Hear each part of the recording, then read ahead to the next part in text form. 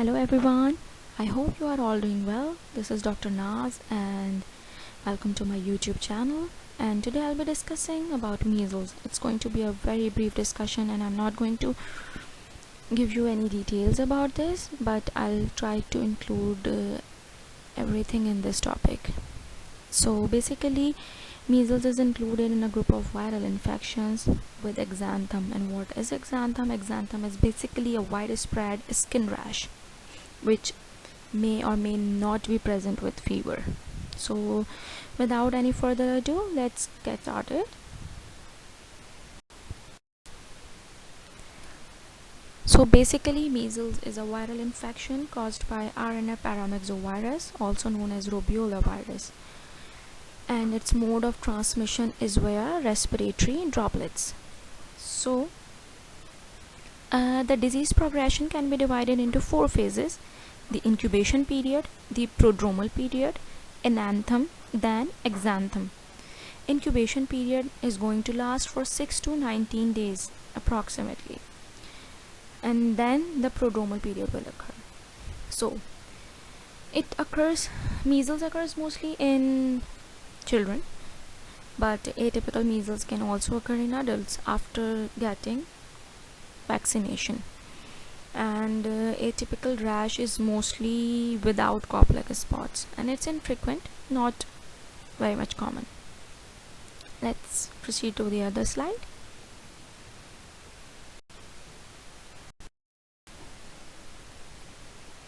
So after the incubation period, there is a prodromal period of 1 to 3 days, and it is characterized by 3 C's: cough, coryza, which is runny nose, and conjunctivitis. High grade fever may or may not be present, but if there is a fever, then it is going to be a high grade. After prodromal period, enanthem phase will start. And what is enanthem? Enanthem is basically a rash on the mucous membranes. So in measles, the enanthem is called complex spot, and they are on buccal mucosa. There is small whitish spots you can appreciate in the picture given. There are small white spots surrounded by erythema, that is redness, and they are pathognomic of measles. So after enanthem, there is appearance of exanthem, and in measles, exanthem is maculopapular rash. What is a maculopapular rash? So macule means change in color. So as you can see in the picture, there is change in color. The macule is red in color here. And what is papule? Papule is a raised lesion or elevated lesion, and here you can also little bit differentiate that it's a raised lesion. So basically it's red and raised lesion, and they should be, maculopapules should be less than 1 centimeter. So they are less than 1 centimeter if you can appreciate this. The spread is basically cephalocaudal, so it starts at head and then spreads downwards, and the rashes fades in the same manner, that is, they start from head and then they fade downwards. And the exanthem includes palm and soles. That means you will see the rashes on the palm and the soles. During this period, there can be generalized lymphadenopathy and diarrhea. They both are common in this phase. So complications include otitis media, which is inflammation of middle ear, and it is the most common complication of measles. Second is pneumonia. Pneumonia can be primary pneumonia or giant cell pneumonia, which is caused by measles virus, or it can be superimposed bacterial infection or bacterial pneumonia. The third complication is encephalitis, and it is the most feared complication with 10% mortality rate, and it may lead to deafness and mental retardation. So yeah, it is feared complication. Fourth one is subacute sclerosing panencephalitis, which is a rare and late complication. It occurs approximately 7 years after the infection, so it's a late complication and it's fatal. Other complication can include transient hepatitis, which is usually resolved after the measles.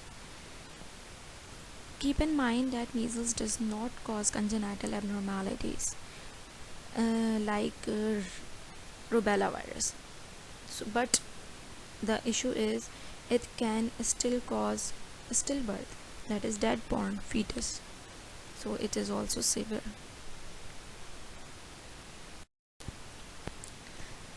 So management of measles is basically supportive. For fever, you have to give antipyretics. For pain management, you have to give painkillers.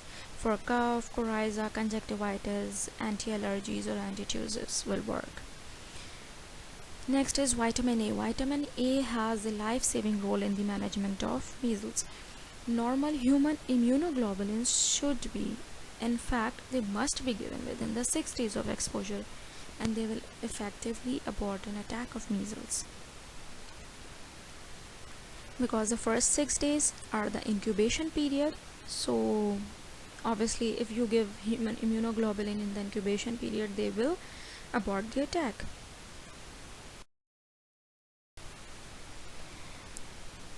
What are the indications of human immunoglobulin? It is given in immunocompromised individuals. As you know, you cannot give the vaccine in the immunocompromised individuals because the vaccines of measles is live attenuated. These are live viruses.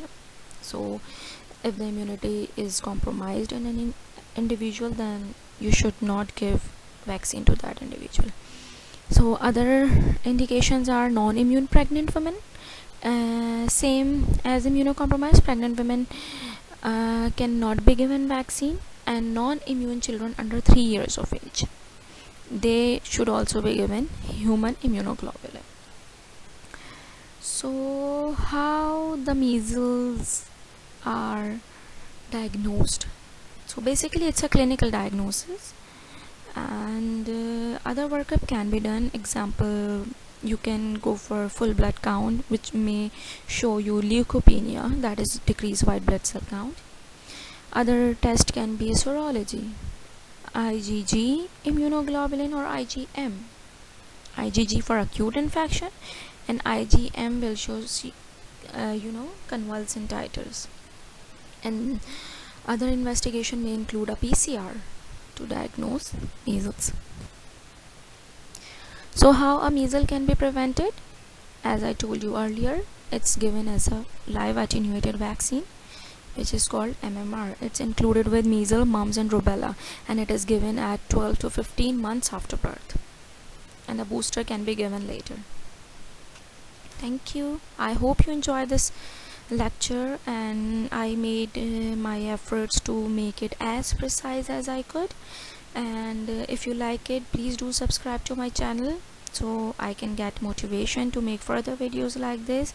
And if you think I need some improvement in my lectures, then please do tell me in the comment section. Thank you.